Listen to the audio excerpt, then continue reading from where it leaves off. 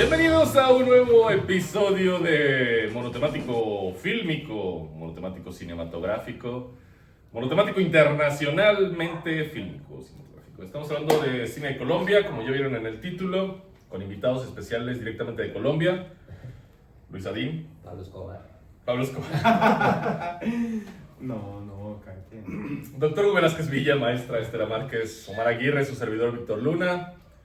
Hablemos de La estrategia del caracol, una película de Sergio Cabrera, principios de los 90, cine colombiano, cine de denuncia social, cine multipremiado, con una fábula muy interesante la que narra esta película, la que cuenta esta película, un elenco que creo que hace un trabajo maravilloso.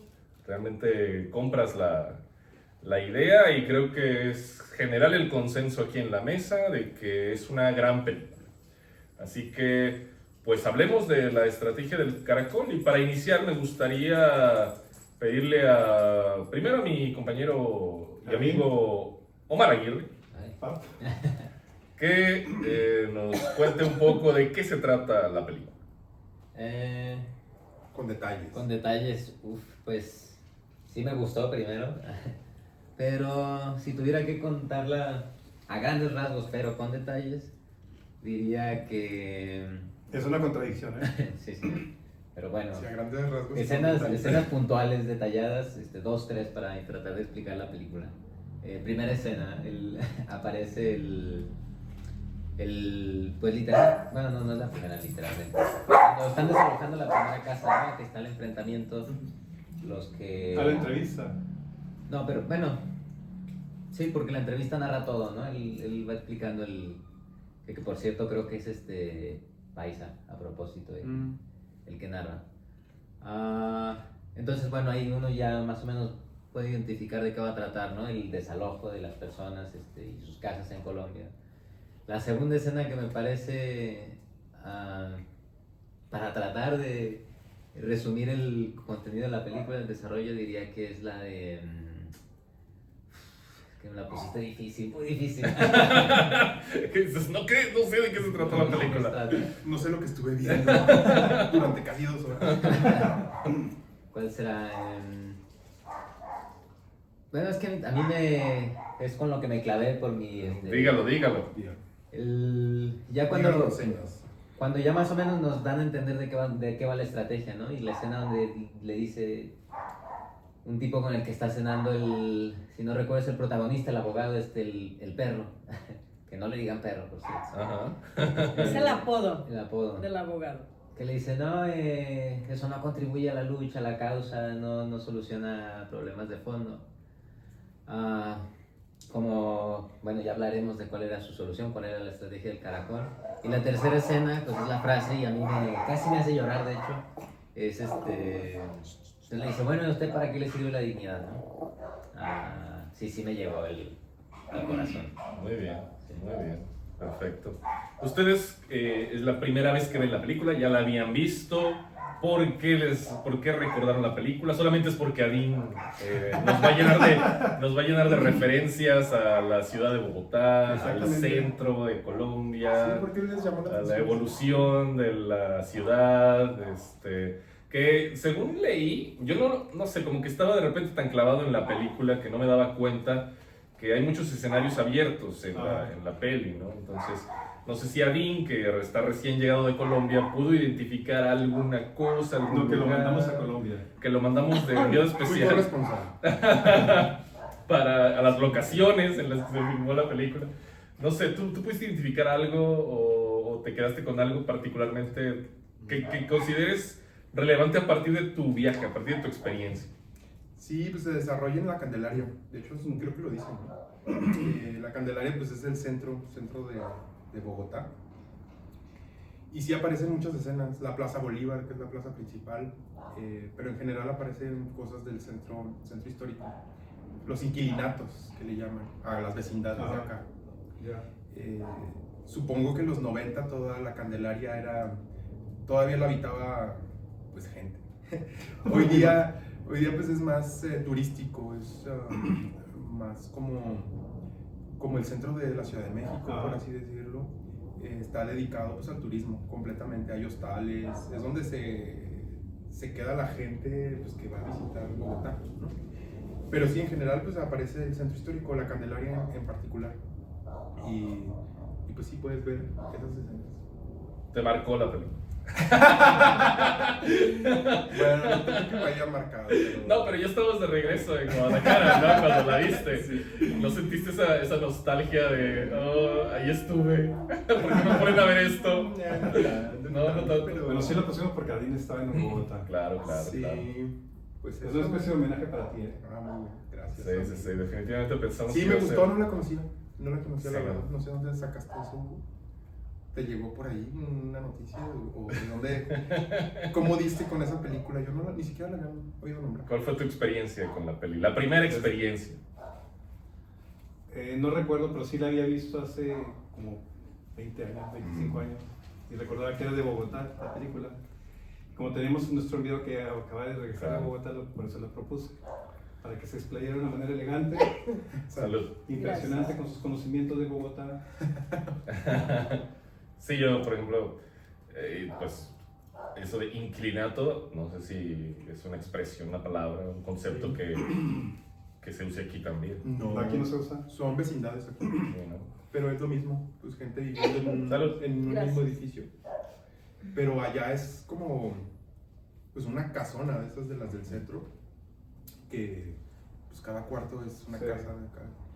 Pero sí, hoy día ya no existe eso, en la Candelaria pues ya no hay, ya lograron su objetivo de la estrategia del caracol, de quitar, o sea, de lo que llamamos gentrificación. Ujú. Hoy día sí lo lograron y creo que lo siguen logrando en varias partes del centro y alrededores. Pues la película con personajes tan variopintos, tratando temas tan diferentes, creo que logra hacer confluir todas esas líneas narrativas en una historia de solidaridad, en una historia que termina siendo conmovedora, en una historia en la que, a pesar de no ser una película extremadamente larga, o sea, porque dura si acaso hora y media Hora la 45. historia, 1 hora 40 Ajá. la película, te encariñas con los personajes, realmente sientes ahí afecto, dolor, por lo que estás viendo. Bueno, de alguna manera yo sí me involucré con los personajes, cuando les va mal, porque hay muchos momentos en donde... Yo creo que Siempre desde el les va principio les va mal. Siempre les va mal. Cuando les va peor. Pero desde que les matan a un niño, ¿no? Ah, sí. O sea, imagínate. Si tú dices, no, ahí va a quedar. Pero ya cuando... no el niño, pues. O sea, Pues el niño ahí quedaba, literal. ¿Qué pues, Víctor? ya se da. Y le gustó y Pero sintió bueno, empatía. llega una parte donde dices, ahí va a quedar el otro protagonista, que es el defensor de la ley, ¿no? Nuestro... El Cacilik. El Cacilik, nuestro héroe de la comuna, El perro. de la vecindad. Sí, creo que fue el personaje que más me gustó de la película.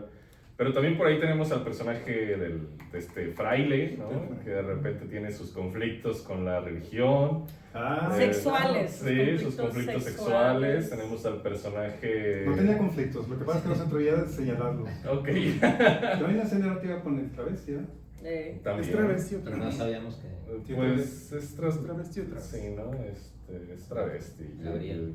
Bueno, estaba operado. Gabriel. No, bueno, pero Gabriela. trans es No lo tenías- que ya Gabriela. vives tu vida como mujer, ¿no? Sí, pero en un momento dijo, yo vuelvo a la gasolinera y me dejo el bigote. Y estos personajes villanescos que son este tipo que es un patiño, ¿no? Una burla, una cosa horripilante, ¿no? Este tipo El abogado Huizachón. fársica, sí. El tipo que tiene como un pelillo así rubio, todo empanizado del rostro, ¿no? Personaje despreciable. Pero bueno, antes de continuar, Sí. Estela, ¿qué te pareció la película? Tú también ya la habías visto con anterioridad, la volviste a ver para este programa en el que Creo que hasta el momento todos la estamos recomendando. No sé, tú que eres la de la visión Así medio raro. peculiar. Hoy, La visión ¿Cómo? curiosa. oílo. Curiosón. Opiniones curiosón. La que hace los análisis más punzantes de la mesa. Ahí lo tienes en la... Como, ¿sabe que escuché un video de esos que salen que dice, una gringa dice, en Estados Unidos se dice, estás diciendo, lo que estás diciendo creo que no es verdad, no lo puedo creer o es ridículo. ¿Y saben cómo se dice en México? Oílo. Ve nomás. Ay, no ma- oílo. Muy bien. Bueno, Este, ¿qué te pareció la película, Estela? Yo opino sobre ti. Ok, sí, ya no la película, por favor. oílo. Me gusta mucho la película, ya la había visto, pero no recordaba que ya la había visto. O sea, Hugo dijo hay que ver esa película porque Adine estaba en... Mandamos nuestros reporteros. Para que Así corroboraran es, que era en verdad. Colombia. Entonces, Adine ya había propuesto que viéramos una película colombiana. Ajá. Entonces, Adine propuso una, Hugo prefirió esta otra. Y cuando empezamos a verla, o sea, todo era tan familiar que yo le dije, Hugo, ya hemos visto esta película. O sea, yo no recordaba exactamente todas Ajá. las escenas ni los personajes, pero la iba reconociendo. Cada que pasaba algo la iba reconociendo. A mí me gusta mucho la película. Me parece que es una historia de injusticia, es una historia desgarradora, es una historia de sufrimiento, de la vida de las personas pobres que no son propietarias de sus viviendas, y que la película muestra la injusticia de esa violación del derecho humano a tener una vivienda. O sea, tener un techo donde vivir, que es un derecho humano universal. Debería. Debería, y me parece que el director cuenta la película de una manera para que te estés riendo de tanto sufrimiento. O sea, de repente la película todo es tan simpático, todo es tan chistoso, todo jajaja, mira eso, pero a mí en lo personal, o sea, cada familia... Es como un bolero ranchero. Estamos escuchando un drama, pero estamos emocionados. Sí hay que bailarlo y lo estoy disfrutando y todo eso. Entonces, me parece que esa es la parte, a mí en lo personal me parece que es la parte que tendríamos que reflexionar, cómo el director nos cuenta una historia desgarradora, de injusticia, triste, violatoria de todos los derechos humanos, los más elementales derechos humanos, derecho a la intimidad. Por ejemplo, esa pareja joven que tiene que tener sexo entre tanta gente, sin techo. Por ejemplo, esa mujer que tuvo que matar a su marido en la película porque ya les iban a quitar su casa, porque ya no iba a tener las condiciones ideales para cuidar a una persona enferma, postrada en cama. Bueno, en toda la película es un sufrimiento increíble de qué injusticia tan grande llegar a ser una persona adulta mayor sin casa propia, sin tener una casa que es mía y saber que nunca nadie me va a sacar de ahí mientras sea mía, ¿no? Entonces, bueno, eso es lo que yo puedo... En términos generales, pues tiene muchos detalles la película, pero en términos generales es muy recomendable, pero yo creo que hay que verla así, yo invito a que se vea así. El director decidió mostrarla de una manera... jacarandosa. Pues sí, como cómica, un tipo cómica, así como todo era tan chistoso, ay, ve nomás, o sea, todo lo que están haciendo, ¿no? Y al final, pues, yo no sentí que ellos y ellas lograron su objetivo, porque finalmente lo sacaron y la sacaron. O sea, finalmente perdieron una de las Los cosas más identificaron. importantes en su vida, que era la casa donde habían vivido durante años. O sea, esa palabra de la que decía Omar, pero ¿por qué vamos a luchar? O sea, de todas maneras vamos a perder, o sea, ¿qué vamos a ganar? Entonces lo que decía uno de los personajes principales, pues dignidad, lo vamos a hacer por dignidad. Bueno, sí es algo que sí impacta bastante, ¿no? De decir, o sea, ya tenemos todo perdido, lo único que no podemos perder es la dignidad. Entonces, bueno, eso es lo que yo puedo decir. Muy recomendable la película, a mí sí me gustó. De acuerdo. Antes de pasar al texto del doctor Hugo Velázquez, ¿algo que añadir, señor Aguirre? Sí, pues yo pensaba que... Es que justo me lo planteaba conforme iba pasando la película. Dije... Bueno, primero de hecho pensé que la estrategia del caracol iba a ser porque se iban a retirar tan lentamente que iban a seguir viviendo ahí, pero ya luego me di cuenta que pues no. Lo confundiste con un baboso. Y la otra es que eso de la dignidad, dije, bueno, al final no lo van a lograr, igual el dueño, el que hace de rico, se va a llevar la casa, ¿no? Entonces, No se va a quedar con la se va a quedar con la casa, entonces ¿para qué Tanto el Pancho. alboroto del Pancho? Y todavía no me decido si realmente, si me convence la idea de que la dignidad, o sea, sí me llegó, pero finalmente si a mí políticamente me preguntaron, bueno, ¿le convence? ¿Hubiera hecho todo ese desmadre? Pues... O entregar tu dignidad. o entregar la dignidad, pues no sé. Pero bueno, eso era lo que estaba pensando, que a mí... Yo quiero que el mundo cambie y eso ese pequeño acto de resistencia como que no me termina de convencer, pero sí, definitivamente sí me llegó. Perfecto, perfecto. Présteme su librito. Su iPad. Sí, me puse muy amargado. Sí. Está bien. El doctor Hugo Velázquez escribió lo siguiente.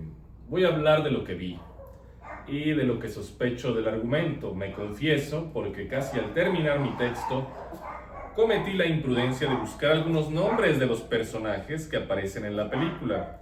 Ahí me enteré que la película está basada en hechos reales, que Jacinto el tramoyista fue un exiliado español y que fue anarquista. En ese momento decidí abandonar la búsqueda para quedarme con lo que yo vi.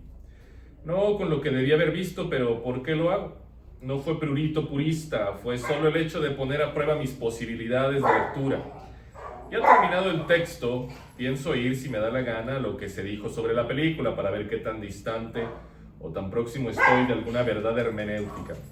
Pero eso no lo pondré, me quedaré con esta versión escrita. Será entonces la mía, una interpretación impresionista. La película admite varias interpretaciones y todas son válidas. Lo son porque lo importante es dejar en el espectador la sensación que de alguna manera hubo justicia. Pero ese espectador ingenuo se quedará con esa ilusión, hará de lado todo ese mundo sórdido que nos muestra la película y que se continuará mucho más allá de ella. El espectador dejará de lado a ese universo lamentable, precarizado, injusto, porque ha pagado una entrada para divertirse, no para meditar. La película fue exhibida en el año de 1993. En ese entonces se tenía que pagar por verla. Así que el director, la productora, la distribuidora, la sala de cine, todos ellos tenían que recuperar la inversión. Porque una película es eso, una inversión que requiere su ganancia. Esa es la forma más alevosa que tiene el mercado para adoctrinarnos sin que nos demos cuenta y que además pagamos por eso. Así que podemos salir satisfechos de haber visto una película que nos habla de unos pobres diablos. Que son tratados como pobres diablos, pero que al final terminan burlándose del amo. Y esto es lo importante, siguen siendo unos pobres diablos. Pero ahora serán unos pobres diablos y rateros. Y ese final, el robo, nos alegra porque algo, aún así sea en la ficción, se ha cumplido. Entonces nos imaginamos la ley del karma y pensamos que no solo es esencial su existencia, sino que debe existir el karma por el bien de los subalternos. Debe existir una ley universal que castigue a todos los hijos de puta que nos han hecho daño. Bueno, si así queremos ver la película, será el encuentro entre David y Goliat. Otra forma de verla puede ser desde una mirada militante, y ya sabemos cómo es esa mirada buena ondita, que ven toda una resistencia, una rebelión, un inicio de algo, sí, tengo que confesarlo ahora mismo. Esos sujetos buena ondita me caen mal. Y me caen mal porque no se han dado cuenta que ellos son los esquiroles de la derecha. Siempre optimistas, siempre se presentan con sus credenciales que nos dicen, sí, yo sé cómo masca la iguana y lo sé porque la he visto comer. Todo es cuestión de echarle ganas, de ver la vida como una serie de obstáculos que pueden ser vencidos. Te lo dice un resistente que ha visto la luz y que ha vencido en todas las batallas. ¿Sí? Esos sujetos se la pasan moralizando, autoexhibiéndose, señalándose a sí mismos como si fueran el producto más acabado de una teoría de la izquierda. He visto, se ven tantos, donde doy clases, en algunas comidas o borracheras. Pero bueno, volvamos a la película. Desde el mismo inicio declara su argumento en 2 ocasiones. Con el título, todo el mundo sabe o debiera saberlo que un caracol carga con su casa. Y si alguno no lo sabe, la película nos lo dice. Muy al principio podemos ver el dibujo de un caracol llevando a cuestas su casita.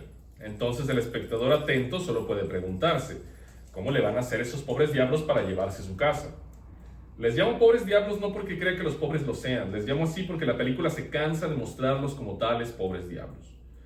Un ejemplo, solo uno, bueno 2, el licenciado, al que llaman el perro Romero y que tiene su oficina, porque llamarle oficina más bien pertenece al reino de la metáfora, porque está en la calle, su oficina se reduce a una mesita y a una silla, los dos de madera, se presenta con su tacuche, porque él es el licenciado, no cualquier civil ordinario. Lick, al que solo le falta hacer su tesis para ser oficialmente licenciado, asunto que no le preocupa porque sus clientes eran otros semejantes a él. Pobres. Pues bueno, a ese licenciado lo secuestran, torturan, asesinan y lo tiran en un basurero. Si tienes como espectador alguna sensibilidad, la escena cuando lo tiran a la basura te reventará los ojos de tristeza y de coraje. Pero no lo asesinan, como era el plan. Solo lo secuestran, lo torturan y lo arrojan a la basura. Cosa que me parece que la Anaquiza no registramos porque ya estamos acostumbrados a ser tratados como basura por todos los que están arriba de nosotros. El otro ejemplo es la prostituta travesti y de nuevo mis ojos se me pusieron llorosos al intuir la clase de vida que llevan todas esas personas que se ven obligadas a ejercer ese oficio tan repugnante. Ella es tratada sin piedad, sin empatía. Nadie la ve como un ser humano que por el solo hecho de serlo debería tener derecho a ser tratada con dignidad. Pero no es así. Todo el mundo la usa, los pobres, los ricos, hasta el licenciado guisachero que cuida los intereses inmobiliarios de su patrón. Este será el tercer ejemplo. Sí, ya sé, dije 1, luego 2 y ahora salgo con que 3. Ni modo, como dicen en algún lugar del país, lugar que no recuerdo su nombre, pero que no era La Mancha. Entonces ya serán 3. Centrémonos en esa figura excéntrica. El director lo diseñó para dejar claro quién puede ser o llegar a ser el perro guardián de los intereses de los amos. Es un personaje de utilería que aprovecha nuestro imaginario para hacerlo verosímil. Hablo del licenciado guisachero, ser que se encuentra en esa zona ambigua entre el hetero y el no hetero. Es un hombre sin carácter, pero solo para los que están por encima de él, porque es un perfecto hijo de puta con sus subordinados.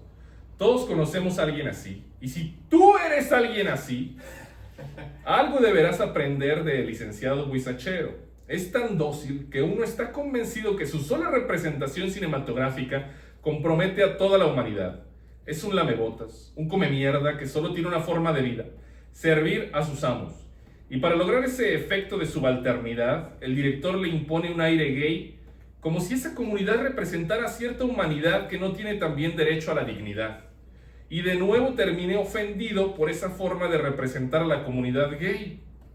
Y claro, ahí está el resto del elenco, unos pobres diablos que de pronto sin advertencia se les arroja a la calle, como si no hubiera un Estado que se hiciera cargo de ellos, y aquí hacerse cargo no implica dádivas, como nos lo quiere vender esa derecha necia de los derechosos mexicanos, sino leyes que protejan a los obreros de la rapacidad sanguinaria del burgués. Y no existe ese Estado. Sí existe, pero no es para su servicio. Se lo usa para beneficio de las élites. Todo se usa en su beneficio, al Estado, la legalidad, los medios, la religión, los cuerpos precarizados, todo el aparato se ha diseñado para usarlo en contra de los pobres. Aquí les recuerdo a mis queridos camaradas nacos,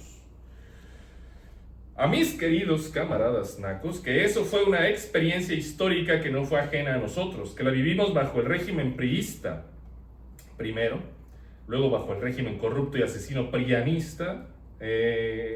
Continuemos. Hay una tercera opción y una cuarta interpretación. La haré si tengo tiempo, porque ya mis queridos monos están impacientes, pero bueno, la tercera interpretación la podemos hacer desde la metáfora política. Esa vecindad no es una vecindad, es Colombia. Es un inquilinato. Y todas las peripecias que padecen los personajes hacen referencia al pasado inmediato. Se menciona, por ejemplo, a Jorge Eliezer Gaitán, candidato presidencial que fue asesinado en 1948 y que dio origen a la violencia política en Colombia. Estoy hablando como el que tiene la voz aquí colgada en la película. Buenísimo. Candidato presidencial asesinado que dio origen a la violencia política en Colombia. También se menciona vagamente a la guerrilla. Hay un personaje que no se cansa y que nos cansa con sus rollos marxistoides. El otro personaje metafórico es Jacinto y su frase que nos lleva a la República Española. Y nunca sabíamos si estábamos cavando una trinchera o una tumba. Hay también un artista y hay diversos oficios. Ya mencionamos a la prostituta travesti, al licenciado para pobres, Jacinto el tramoyista y claro, de entre esa fauna política no podía faltar el anarquista, pero se nos muestra moribundo, inválido, inútil, dependiente de un ama de casa fanática de la religión.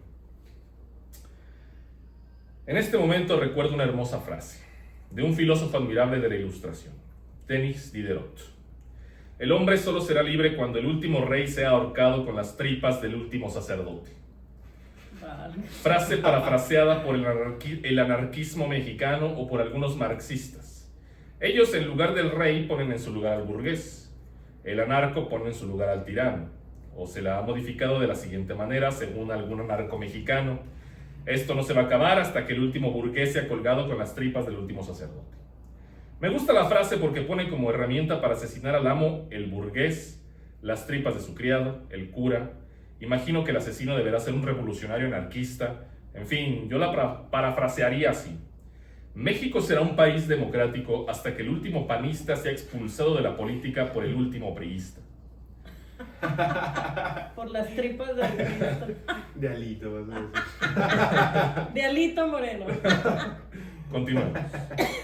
Y ese pobre diablo anarquista que no quiere morir, que se resiste a abandonar su vecindario, es asesinado por la que lo cuida con amor, ternura, deber, porque sí, porque ahí está, porque es mujer y debe acatar su rol con conciencia y en silencio. Recordemos dos cosas sobre ella, que es mujer, de ahí su obligación del cuidado. Ella es religiosa, así que por doble mandato está obligada a cuidarlo. Entonces es lícito pensar, ¿por eso lo asesina? ¿Por compasión? ¿A él que no quería morir? ¿Y por qué me atrevo a llamarlo anarquista? ¿Lo hago solo para completar mi supuesta metáfora política? No, no es así, mis queridos audividentes. Fue anarquista porque lo entierran con la bandera anarquista. Sobre su ataúd podemos ver la bandera roja y negra.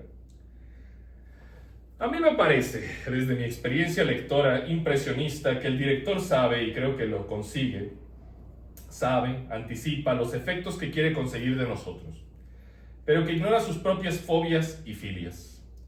Lo podemos ver por la manera en que representa a sus títeres, los personajes. Me parece que la suya es una falsa solidaridad para con los pobres. ¿Por qué lo afirmo? Me parece que la película puede verse ocasionalmente con humor, y estoy convencido que el humor desde hace mucho tiempo solo se emplea en contra de las clases subalternas o en contra de los géneros subalternos. Si no me creen, solo pido que piensen un momento. Piensen en algún chiste típico de nuestra cultura. O será un pobre, o una mujer, o una feminista. O un gay, o alguna variante de las minorías sexuales. O la combinación de todos o una parte de ellos.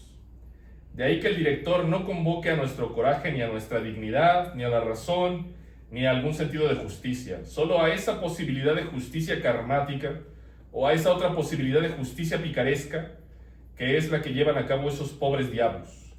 El director no nos lleva a la reflexión, sino a la emoción, a esa empatía que se da entre nacos. No pensamos en Colombia, no pensamos en la justicia. Nos quedamos con ese sabor dulce del naco que se pasó de pícaro con el amo y tan. Sí, ya sé, me faltó la cuarta versión, pero ya ven cómo son mis queridos monitos. Ahora sí, tan. Ah, doctor, muy lúcido con su texto, muy bien. Perfecto, tremendo. No, es muy cierto lo que dices. Precisamente es algo que creo que sí ¿cómo se dice? Te apachurra, te exprime el corazón, o sea, te deja así muy, muy dolido en la parte donde ves que empiezan a cubrir el cuerpo del licenciado. Sí, claro. Y dices, no inventes. Ahí, justo en ese momento, y no quiero minimizar el asunto de que matan a un niño en la primera secuencia, pero o sea... Pero sí lo minimiza. No.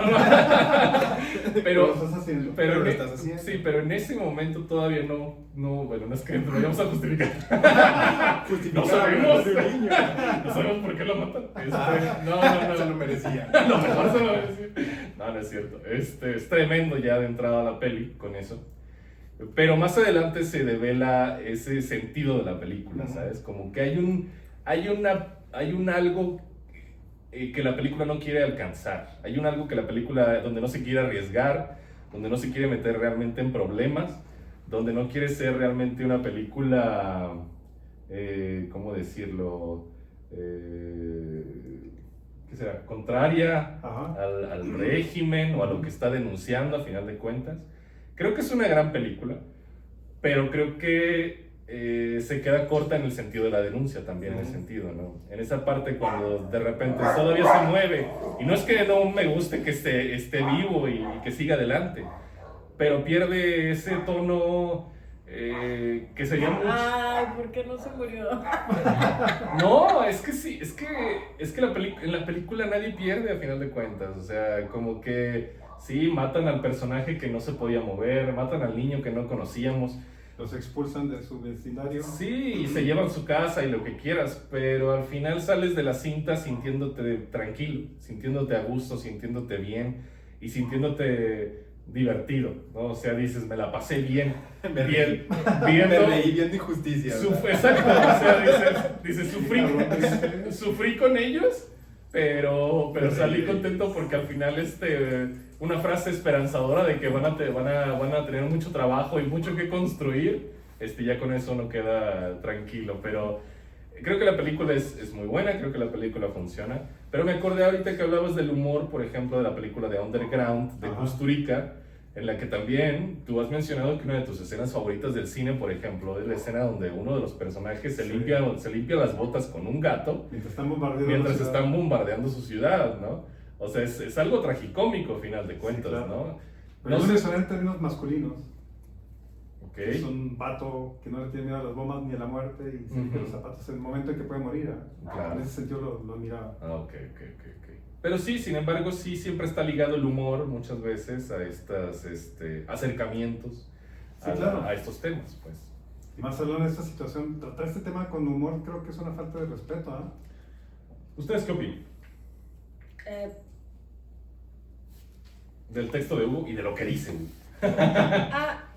Bueno, lo último que dijo Hugo estoy totalmente de acuerdo. O sea, tendríamos que ver la película en criticar eso del director, ¿no? Porque cuenta un drama tan terrible con humor. Porque eso distrae a la persona que ve la película, distrae la atención de lo importante, a mí me parece. Yo creo que más bien distrae la tensión, o sea, sin la A. Ok. Que ese sería quita la tensión de la injusticia. De los momentos que tú dices, no lo voy a soportar y voy a salir llorando y voy a odiar la película porque me mostró una realidad tan tremenda y tan horrible. Sí. Que no es algo que... Es como lo que decías ahí, ¿dónde está la inversión? ¿quién va a ir a ver una película en la que no vas a salir contento del cine de repente, ¿no? Entonces a lo mejor hubiera sido una película oscura, e incluso hasta prohibida por el régimen, así como de no, es que aquí pintan a la autoridad como si fueran, no sé. En cambio los pintan como patiños y de repente puede ser que hasta a alguien le caiga bien, o hasta que a alguien le dé risa ese personaje de lentes oscuros que se grabó un video en la tele dando órdenes, ¿no? Ese tipo de cosas. Y tele de esas de bulbos, que se le cambia. Sí, ¿no? Era de esas. O no sé, o que te parezca divertido que el licenciado ese esté allá con la chica seduciéndola, o no sé, pero... Hiciste que pensara en que justamente les hacen como este lavado de imagen y... Es un lavado de imagen, exactamente. Y creo que así como otra pequeña escena que lo puede reflejar es otra vez la primera escena que el policía que le dispara al niño, ya en que sale hasta el final. Ah, sí. Y se le muestra ahí como un gesto como de arrepentimiento. Ah, como sí, de sí. reconversión, de... Como de, ¿y qué hicimos? Sí, sí. Somos gente mala. Ya sé, ándale. Y lo volveremos a hacer. Porque la autoridad nos obliga o alguna cosa así, ¿no? Sí, Y, no, pero bueno, Adín, ¿algún Corresponsal, comentario? por favor. No, sí, lo que hablaban del tono de humor, al principio del texto de Hugo, creo que, no sé si fue la razón del director, pero tendría que recuperar, ¿no? Lo que se invirtió ahí. No creo que alguien vaya al cine, o no sé si en esa época fue comercial esa película, no sé si exhibió, no sé, en el Cinemex. Pues ya ves que tuvo Bogotá. muchos reconocimientos, entonces Ajá, tuvo no que sé. haber tenido mucho impacto. Entonces No sé qué yo creo tanto. que el director apostó también por eso, ¿no? Mostrar una cosa trágica, pero que... Con sentido del humor. Pero con un poco de sentido del humor. Pero es que no, es raro. yo siento, es- este programa está derivando en una discusión muy complicada sobre el tema del humor en el tratamiento de la tragedia, ¿no? Sí, es como una sátira, por así decirlo. No sé qué Por- intentó el director, por- pero me sí. imaginaba un tipo Rojo Amanecer, divertido, ¿no? Ándale, por ejemplo, Una que cosa del está- 68. eso es ofensivo. No, pues imagínate. Ayúdame. Los plomeros y la reina. Es que precisamente llegan al punto de que se ha discutido aquí. ¿Cómo un director o una directora va a hacer una película que no recupere la inversión económica? ¿Cómo si alguien sale muy triste O enojado, o enojado va a querer ir a ver la película? o va a recomendarla. Y yo sí. digo, pero hay, por ejemplo, esa de Rojo Amanecer, o sea, da mucho coraje, Creo o que sea, estuvo sale uno así, pero Pesada, ¿no? Esa la de Rojo hay Amanecer. muchísima gente, muchísimas mexicanas y mexicanos que la hemos visto, ¿sí me explico? O sea, o sea, y yo no dejaría de recomendarla, yo diría sí, o sea, es muy importante verla. O también, no sé si vieron el documental de las dos muertes de Marisela Sí, claro. Escobedo. Sí, O sea, da muchísimo coraje, una impotencia, sí, eso es muy o sea, doloroso. muy dolorosa, Muy doloroso, sí. y muy recomendable, o sea, Sí. es muy recomendable. Está muy bien hecho ese documental. Entonces bien. digo yo que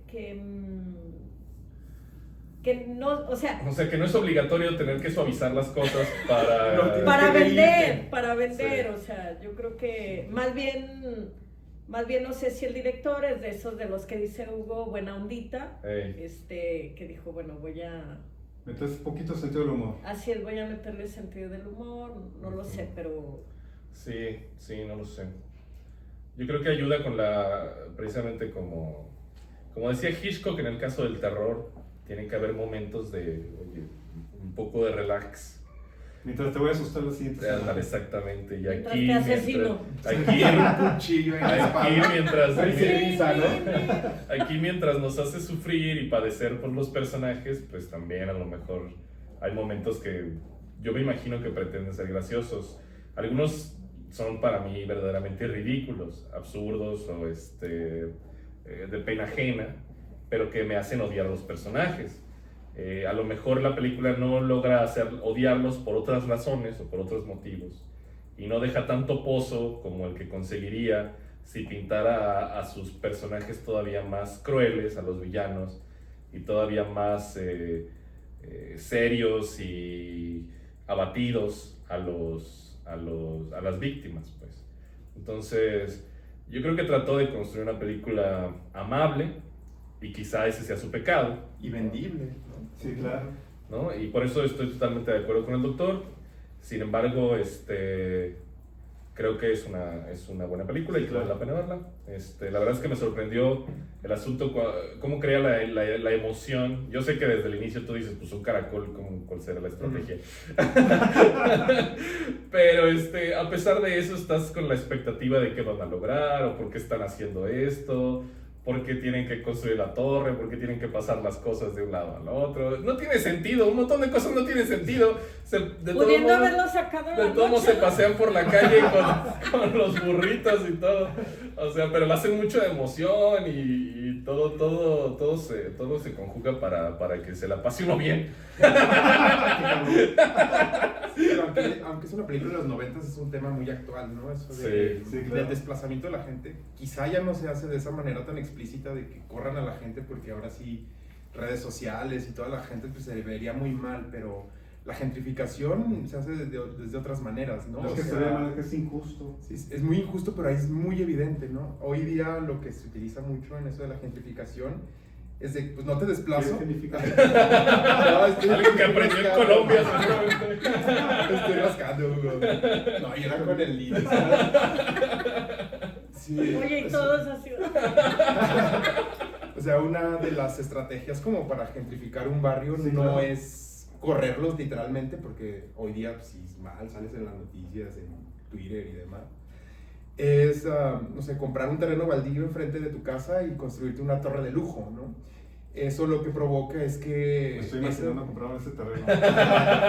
Eso es lo que provoca que esa gente que se va a vivir ahí, gente con mayor poder adquisitivo, necesita ciertos servicios con mayor poder adquisitivo, ¿no? Y Entonces, no de cosas feas. entonces alrededor de esa torre se comienzan a poner, pues, no sé, el café gourmet, no sé, la comida fusión La y tiendita demás. de ropa vintage. Entonces lo que Cosa no provoca sé. es que el barrio se comienza a hacer cada vez más costoso, ¿no? Y entonces la gente que habita ahí, residentes, pues no les queda de otra más que mudarse, no literalmente que los echen a la calle, sino que ya no les alcanza para vivir Claro. donde generalmente estaban viviendo, ¿no? Entonces es una temática bastante actual, aquí lo Tendríamos que hablar de ponen- ese tema en el futuro, ¿no?